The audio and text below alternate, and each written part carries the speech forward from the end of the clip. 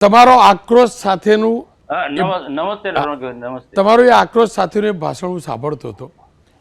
એવી તો કેવી મજબૂરી મનસુખભાઈ તમારે એમ કહેવું પડ્યું કે આ સળેલો દારૂ છોડો અને પીવો જો તો મહુડાનો પીવો. કેવી સ્થિતિ સર્જાય છે તમારા આ શબ્દોનો ઉપયોગ કરવો પડે?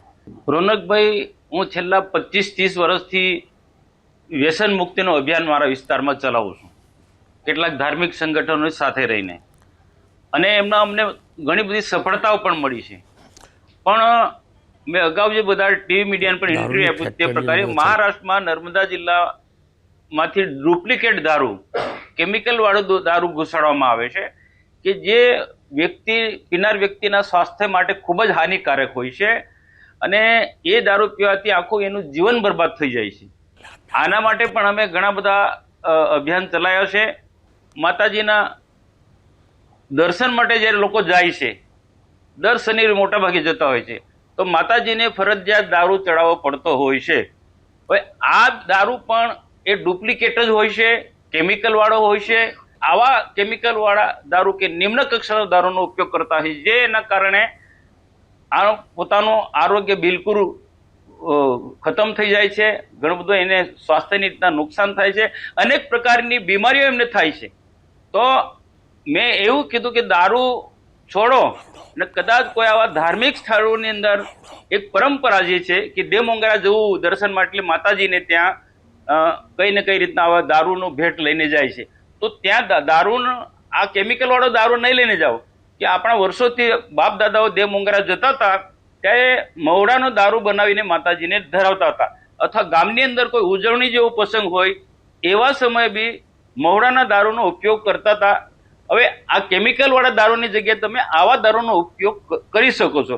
માતાજીને કે કોઈ દેવી દેવતાને કે ગામ દેવતાને ભેટ ધરવું હોય, કુળ દેવતાને, તો તમે જે આપણા બાપ દાદાઓ જે મહુડાનો દારૂ નો ઉપયોગ કરતા હતા એવો ઉપયોગ કરો. મેં આ વાત કરી હતી. મનસુખભાઈ, જો એ હકીકત છે કે તમે સતત અવાજ ઉઠાવતા રહ્યા છો. તમે વચ્ચે લિસ્ટ પણ આપેલું કે દારૂ કયા કયા લોકો ઘુસાડે છે, પોલીસ કર્મીઓ કેવી રીતે ઘુસાડે છે. તમે વારંવાર કહો છો, છતાંય કેમ રોક નથી લાગતી? જે મહારાષ્ટ્રમાંથી નર્મદા જિલ્લામાં જે દારૂ ઘુસાડવામાં આવે છે, ડુપ્લિકેટ કેમિકલ વાળો દારૂ, જે સ્વાસ્થ્યને નુકસાન કરે છે, એને રોકવા માટે અમારું કે અભિયાન ચલાવી રહ્યા છે, અને એ અભિયાન થકી આમાં ઘણો બધો સુધારો આવી રહ્યો છે. અને આવો કેમિકલ કે સ્વાસ્થ્યને નુકસાન કરનાર ડુપ્લિકેટ ઇંગ્લિશ દારૂ કહેવાય, ડુપ્લિકેટ ઇંગ્લિશ દારૂ, એને અમે છોડાવવાના પ્રયત્નો કરી રહ્યા છે. અને અમારા પ્રયત્નોના કારણે નર્મદા જિલ્લા અથવા તો આસપાસ આવા જે દારૂના જે અડ્ડાઓ હતા કે જે દૂષણો હતા એને અમે દૂર કરી શક્યા છે મોટા ભાગે. અને બાકીનો જે થોડો ઘણો જે એરિયો છે, આ અભિયાન થકી આવનારા દિવસોમાં આ અભિયાન ચાલુ રાખીશું. તો આ જે દૂષણો છે, પેલું નિમ્ન કક્ષાનો દારૂ, ડુપ્લિકેટ દારૂ, કેમિકલ વાળો દારૂ, એ અમે દૂર કરાવીશું. કે આ જે કેમિકલ વાળો દારૂ, ઇંગ્લિશ દારૂ અહીંયા બિલકુલ પ્રતિબંધ કરો.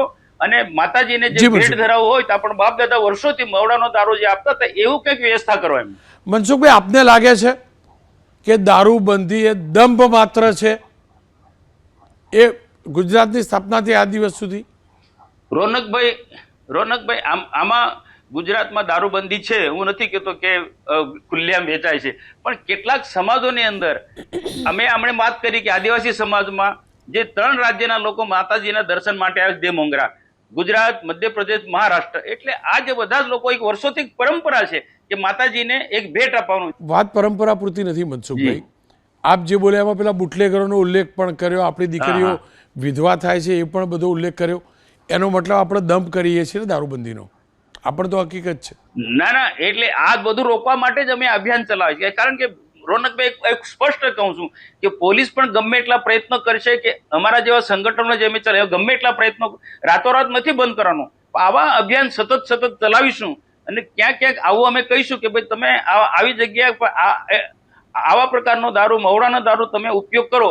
એટલે આમ કરતા ધીરે ધીરે રોનકભાઈ આવું બંધ થતું જાય છે. એક વસ્તુ તમને સફળતા મળી છે કે જે ઇંગ્લિશ દારૂ, ડુપ્લિકેટ દારૂ, કેમિકલ વાળો દારૂ, એના પર બહુ મોટું બ્રેક વાગી છે એવું ચોક્કસ હું કહી શકું છું. કે કોઈ ડોક્ટરને કહેતા પણ ડોક્ટરો સુઝાવ આપે કે ભાઈ દારૂ પીવો, સારી ક્વોલિટીનો દારૂ પીવો તો સ્વસ્થ થઈ જશો.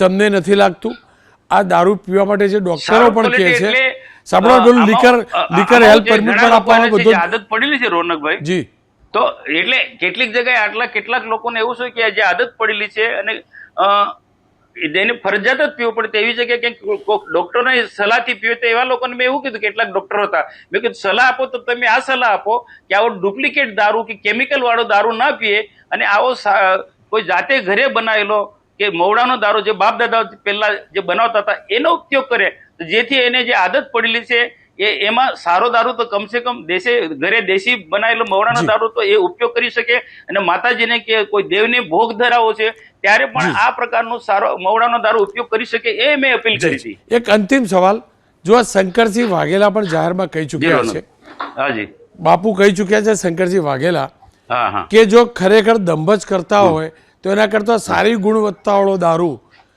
એ પણ ગૃહ ઉદ્યોગ તરીકે આદિવાસી વિસ્તારમાં વિકસાવવામાં આવે, મવડાના તો રોજગારી પણ મળે, રાજ્યની આવક પણ થાય.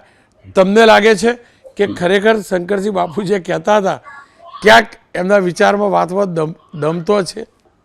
રોનકભાઈ, શંકરસિંહ બાપુ એટલે બહુ વર્ષોના વરિષ્ઠ આગેવાન છે, મુખ્યમંત્રી રહી ચૂકેલા વ્યક્તિ છે, બહુ અભ્યાસુ છે, એટલે ઘણા બધા પાસાનો અભ્યાસ કરીને એમને આ વાત એમને કરી દે મને પણ ખબર છે.